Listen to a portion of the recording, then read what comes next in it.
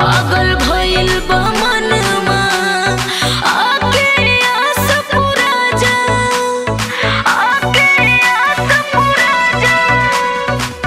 सांस बन के धड़कन में ए पिया समा जा है। पागल भइल बा मनवा आके आस पूरा जा। तुहरो सुन के बतिया दिलवा के मिले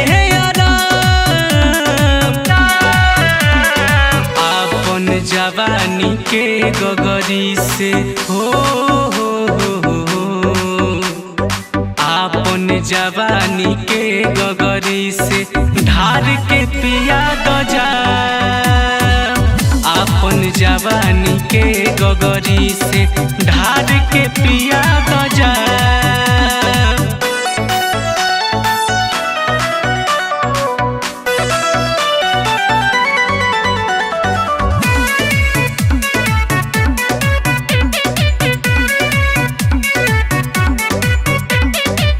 कान के बाली होठ के लाली तोहरे लसो रहो सिंगार बा। आवो पियास बुझा रानी इहे चढ़ल खुमार बा, इहे चढ़ल खुमार बा।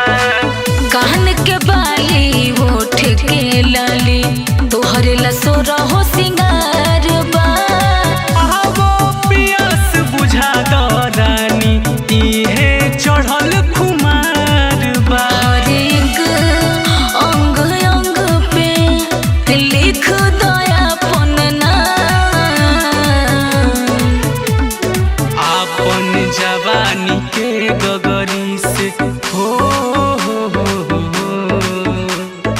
आपन जवानी के गगरी से ढार के पिया द जा।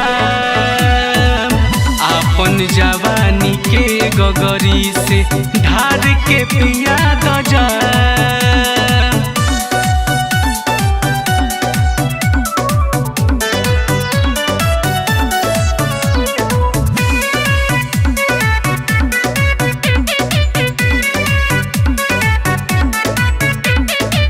प्यार के अजबे फूल खिलल बा सोना एगो पाल हो।